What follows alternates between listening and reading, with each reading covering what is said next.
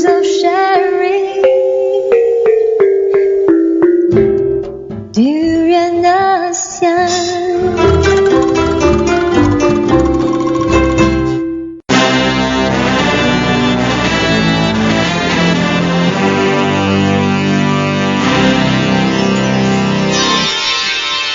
ASEAN Dailies. First and the foremost news from Southeast Asia. Hi, this is Arlene and you're listening to During ASEAN, the voice of discovery and sharing. Of course, this Tuesday morning, we have a whole lot news to share with you on Southeast Asia as well as on Malaysia. Let's talk about Malaysia first. What happened during the weekend and also on Friday and last Friday and also yesterday, Monday. So last Friday was Labor Day, and of course, during Labor Day, there were groups of people doing a rally for various reasons.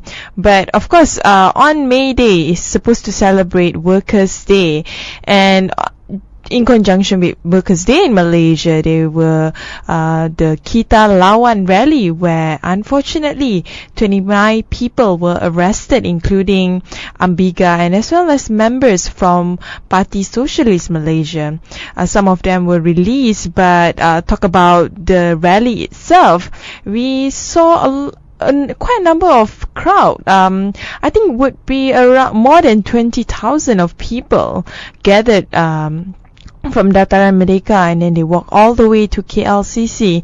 We also interviewed different groups of people. During ASEAN was there, and what we found out was interesting because different groups have their own different grievances, but I think the overall grievances was the anti-GST tax that the crowd was trying to express towards the government. And on the other hand, besides the issue about the anti-GST as well as celebrating Workers' Days, different people have their own different ways of celebrating Workers' Days. But unfortunately, during the weekend, there was an accident happened in Kuala Lumpur, where unfortunately it somehow took the lives of 3 people and a family of 3. What was even worse was it was actually a group of Myvi drivers who 6 of them who raced on the highway itself, and what we are seeing right now is police have arrested 2 drivers over the weekend but released them on bail on the next day, and the case is being investigated under section 41.1 of the Road Transport Act for reckless driving. So a lot of people were actually unhappy about it and were questioning, like, what have we been done, what have the government or the Road and Transport Ministry have done in terms of trying to reduce reckless driving, especially illegal races on highways. On the other hand, we have news about Southeast Asia. So ASEAN Plus 3 have pledged further to structure reforms. And what is interesting is financial chief from the ASEAN Plus, Japan, China and South Korea on the weekend agreed on the need to promote structural reforms to remove bottlenecks to sustainable growth and to be vigilant against risks arising from large capital outflows.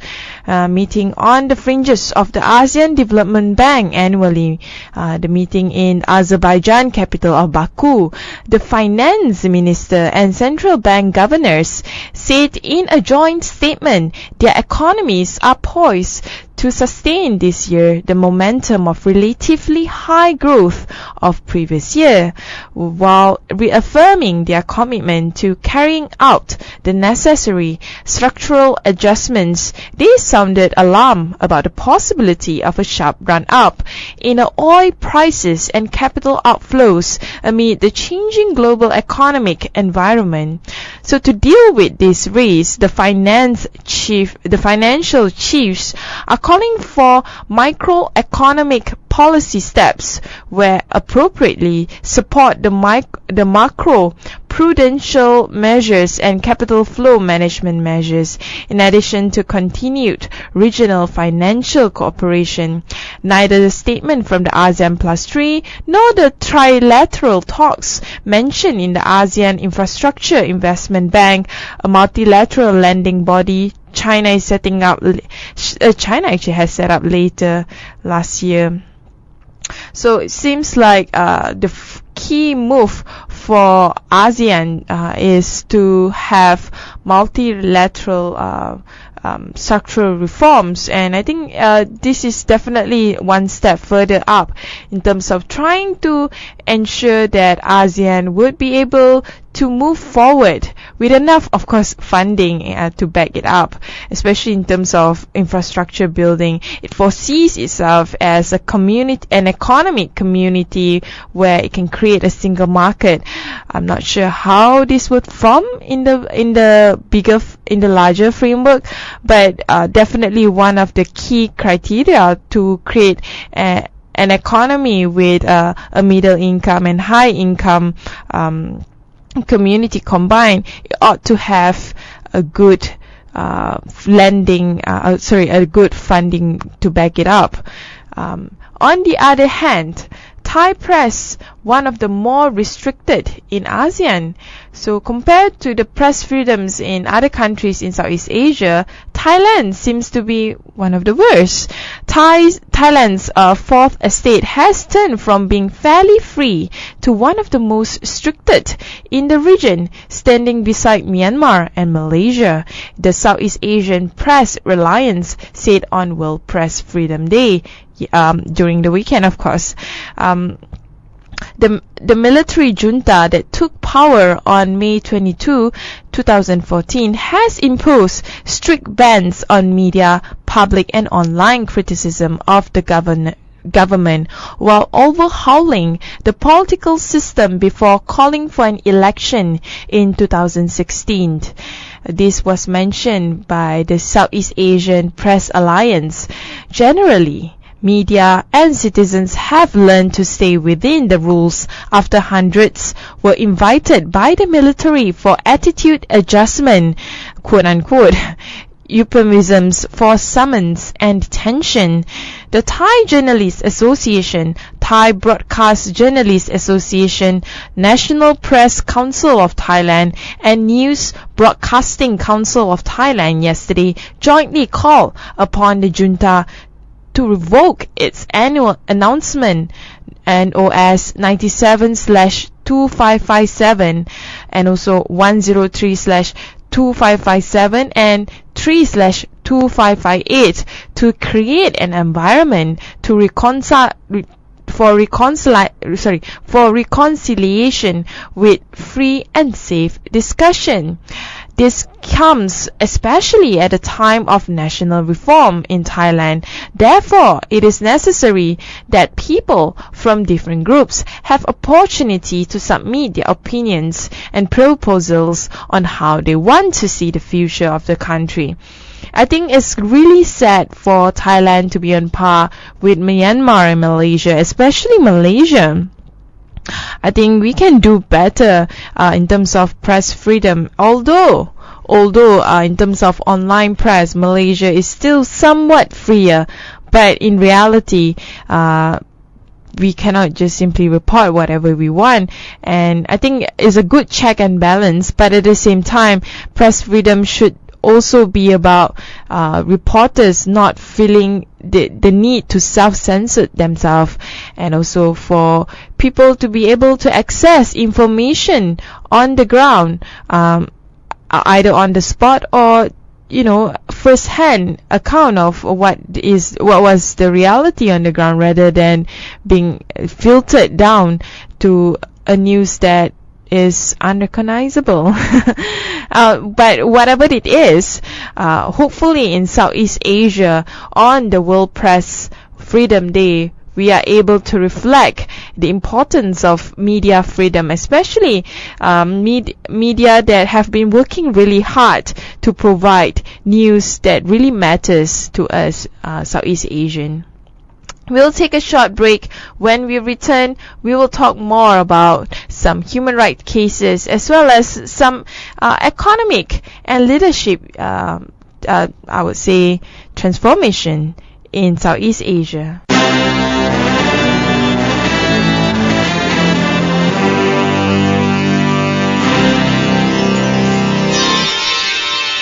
ASEAN Dailies. First and the foremost news from Southeast Asia. Hi, this is Arlene. Good morning, this is Gray. And of course, you are with us again on our news commentary on Southeast Asia.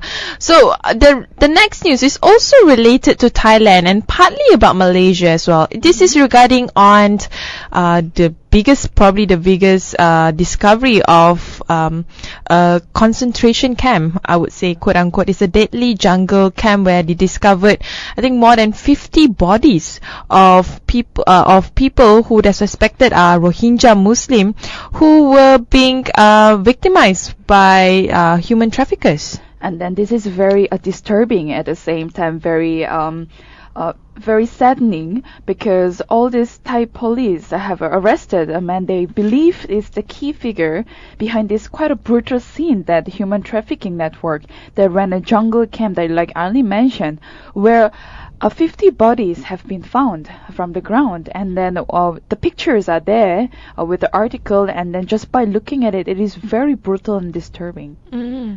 And apparently, So Nang, widely known as Anwar, was detained last Tuesday as authorities closed in on a camp near the Thai-Malaysia border. It's actually at southern Thai in Songkhla, where as many as 400 trafficked migrants, mainly Rohingya and Bangladeshi, were imprisoned for ransom. And those that were deemed as ill and unfit, they were actually being left to die, whether through hunger or just imprisonment. There is no really sort of human care in this matter. People are just thrown away because they are ill, and then they are not in the good condition to survive. It's really I would say shocking for us, because I mean, we are considered middle class.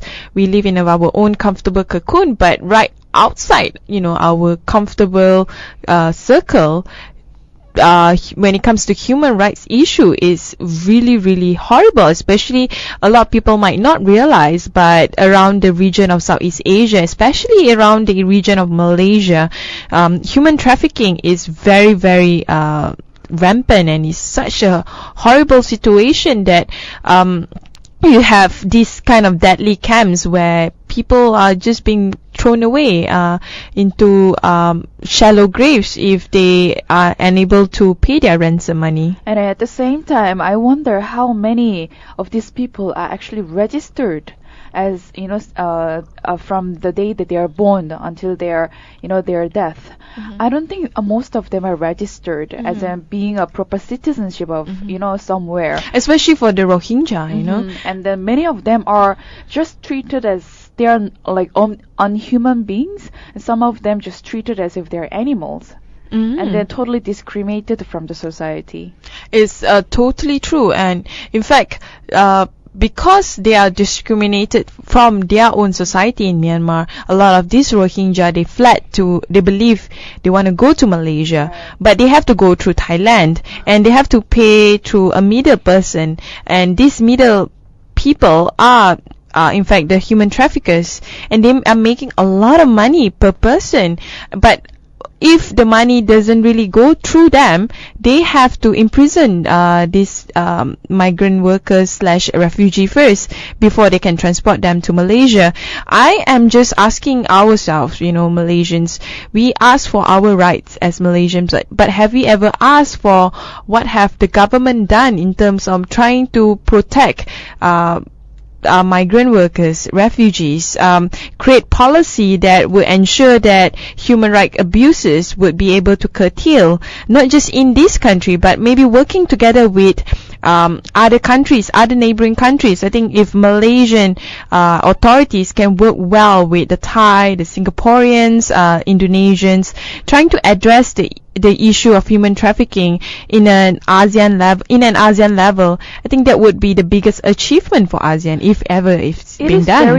It is very obvious and noticeable that the communication, because I'm sure there are a number of organizations that they have been working towards these human issues, especially in Southeast Asia, and this is one of the major issues that it cannot be ignored.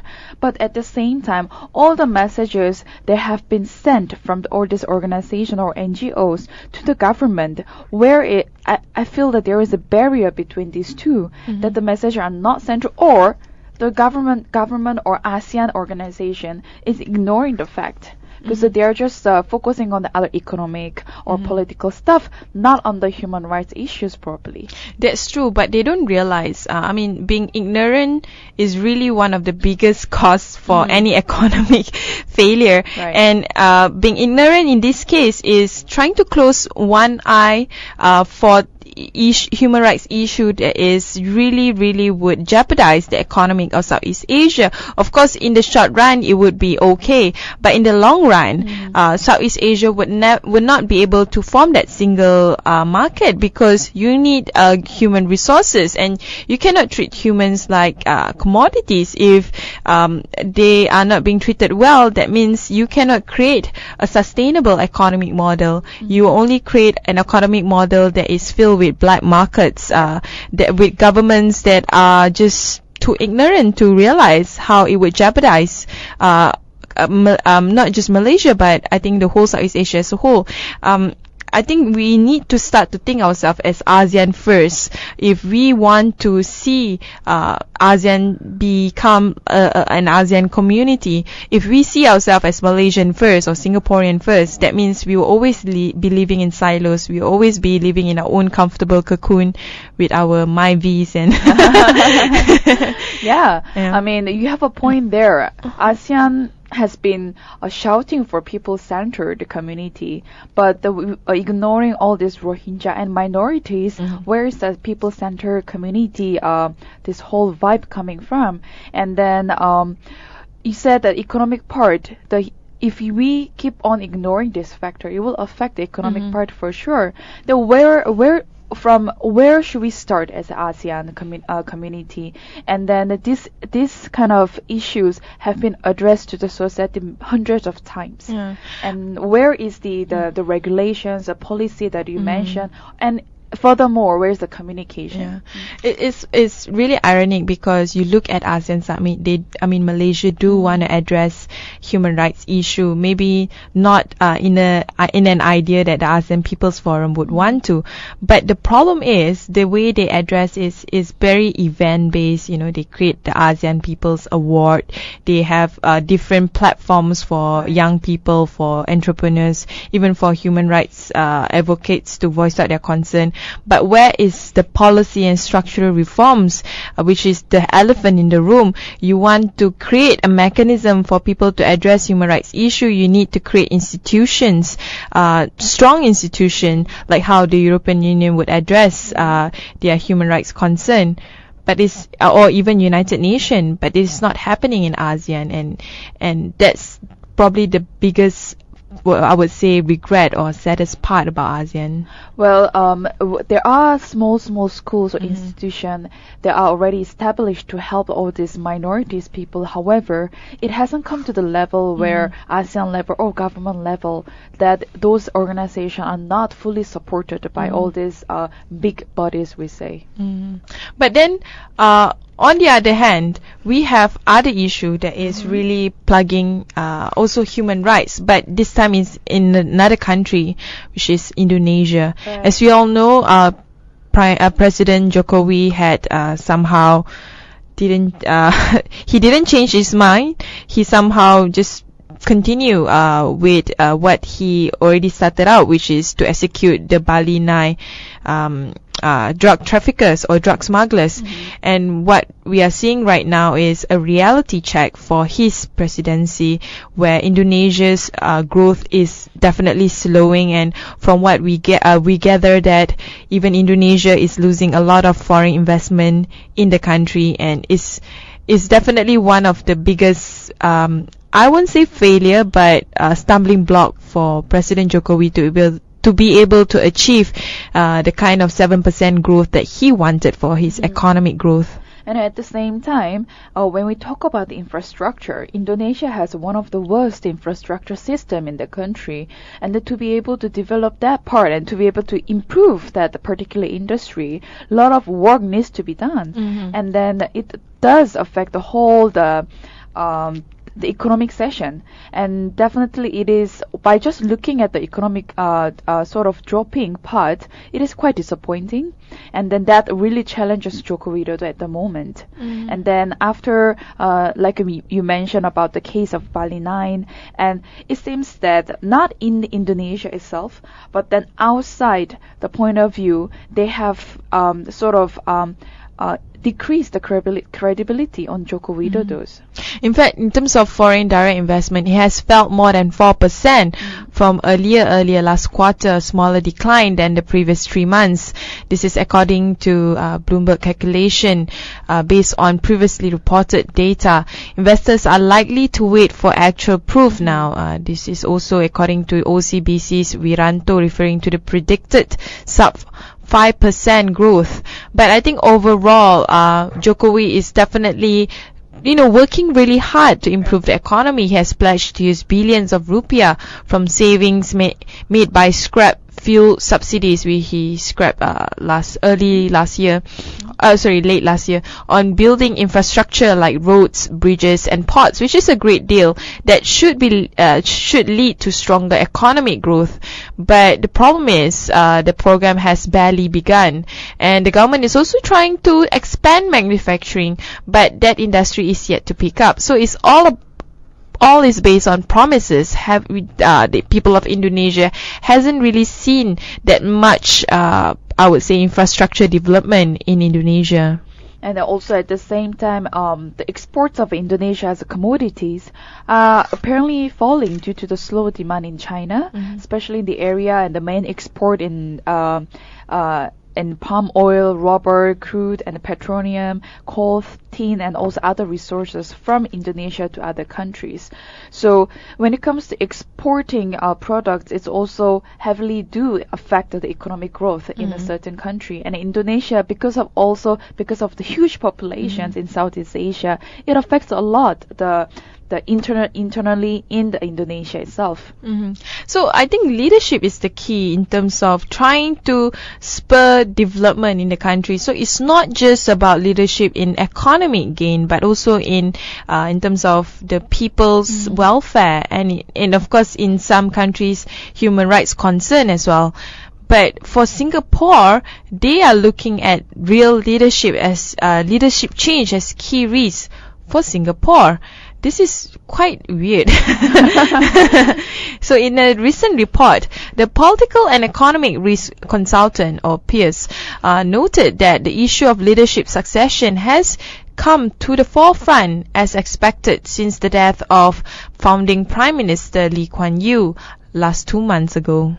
So the issues of the leadership in Singapore, so it looks like after the Lee Kuan Yew's death, the whole nation is kind of shaken by the fact that he's not there anymore. So the big pillar or big backbone of the country is not there anymore. The people feel very insecure, it seems like that. But I won't be surprised. I mean, you look at when Tun Mahathir stepped down from his prime ministership, even until now, I would say that the leadership post Mahathir is still very much not as strong as I think a lot of people would expect it to be. The same thing as Singapore that is happening right now, because you want someone that is clear in terms of his vision, in terms of how he's going to transform. You don't want a prime minister that is sitting on an autopilot, because a lot of work that needs to be done. So I would agree with the political and economic risk consultancy peers, because I don't see Singapore will get any better when it comes to trying to find the right leader to lead Singapore. Trying to find the right leader is very important. Thus, there are so many concerns that are just pouring over. Especially, people have been having these questions whether the government can find the implement its policies, not because the government is sort of softening and weakening, but at the same time the policy challenges are growing. And then the Singapore is very well known for one of the richest city in the world, and the economic is pretty strong and firm so far. So it will affect a lot in the nation when the leader is changing, and also the leader plays a very important role, whether that leader wants to play as a puppet or he really wants to make a change and a progressive. Actually, that's the biggest problem, because probably the challenges during Lee Kuan Yew's time would be totally different from the challenges that we have today. Today, Singapore population is no longer just about Malay, Chinese, Indian, and the others. It's all about trying to inculcate migrant workers, expats, foreign workers all together into that Singaporean population. And besides that, you need to address high inequality. It's something that you cannot escape. And also the kind of how Singapore can be able to maintain that status as the financial and services hub, because you have countries like Malaysia, Indonesia, and Thailand trying to playing catch up with Singapore. So there's a lot of challenges that it needs to address. So one of the comments that in fact the slower global growth has hurt Singapore's ability to raise productivity, while the rise of terrorist threats such as that posed by Islamic State in Iraq and Syria is another issue. When we talk about the terrorist issue, it's something that we cannot ignore in Southeast Asia anymore. We cannot ignore, and I think governments in ASEAN should work together to address this. It's not just a one country problem. Even in Malaysia, it's a huge deal. And of course, to end our news today, we go all the way to the US. So apparently, in the US election 2016, of course, the well-known candidate is Hillary Clinton, but another one is, guess what? Ben Carson. If you don't know him, he's a retired neurosurgeon. Dr. Ben Carson is running for the next election. He officially announced it originally on Monday, or which was yesterday, and told a local news station about his plan for the US election. And then apparently one of the comments that he mentioned was, many people have suggested to me that I should run for president, even though I am not a politician. Then he started asking himself, why are people asking me to do this? I represent a lot of same thoughts that I have. I'm not 100% sure politics as usual is going to save us, or he thinks that they are in the severe problem, the problematic situation that he thinks that he can make a change to the nation. So it is sort of a very brave decision coming from unpoliticians, and then it will be very interesting to see how he will be competing against Hillary Clinton. But it's kind of normal for people to just want to run for president, but are they fit for it? I'm sorry, but I'm not going to put my money in Ben Carson, since he said that Obamacare is the worst thing that happened to America since slavery. Really? He's probably a Republican at heart. Anyway, that's all for our news today. We will continue with our durian hit, where we will discuss with one economist on whether Malaysia will be a high-income nation by 2020.